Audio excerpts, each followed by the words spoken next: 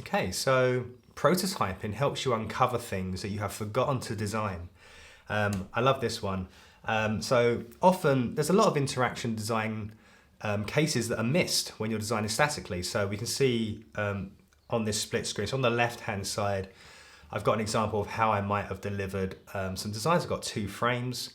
It's a login flow, and you can see on the right-hand side, I've got a prototype. And you'll see that there was a couple of things in the prototype that are not in the static design. Number one is what happens if I tap on an input field? Well, the keyboard's going to come up. I haven't really accounted for the keyboard. What's going to happen to the login button? Is it going to go underneath the keyboard?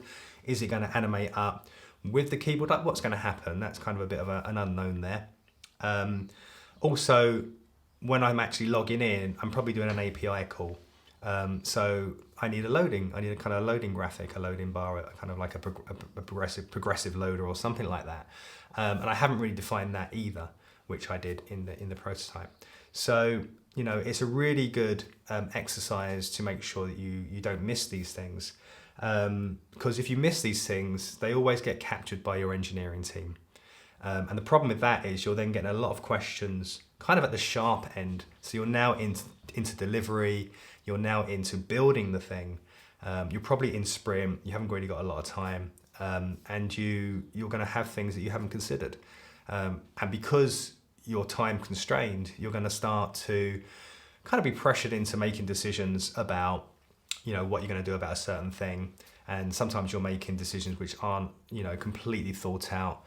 It'd be much better to make those decisions much higher up the design process where you've got lots of time to try out different things.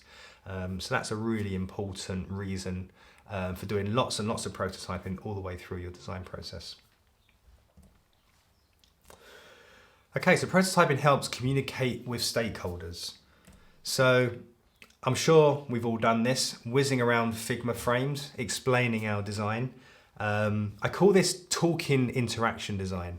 We're not actually showing the interaction design because we don't have a prototype. We're talking the interaction design. We're saying, you know, when you press this button, we're going to have some sort of transition, and then we're going to go to this screen. These things are going to pop up, you know, etc., etc. We're kind of talking through it.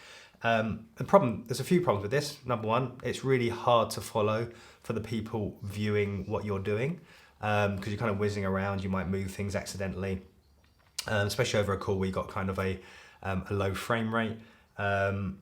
It relies on you remembering every single thing in terms of your interaction design. So again, probably at the beginning of your design process, you've got it in your head about how things are going to work, but you might miss a thing, or you might forget to kind of explain the thing. It's actually, you know, just really hard to kind of get an idea of exactly what this thing's going to look like kind of in the end.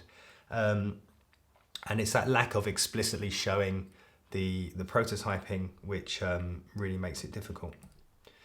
Okay, much better to be demoing a prototype, even if you're demoing a prototype passively like this, like you're watching this prototype on screen, it's still engaging you more. Of course, the benefit is also you would have built a prototype which you can use. You can share that out to your stakeholders either during a meeting or after the meeting, and then they can start to play with it. And again, that kind of hooks into what we were talking about earlier in terms of play and how important that is with, you know, interactive experiences.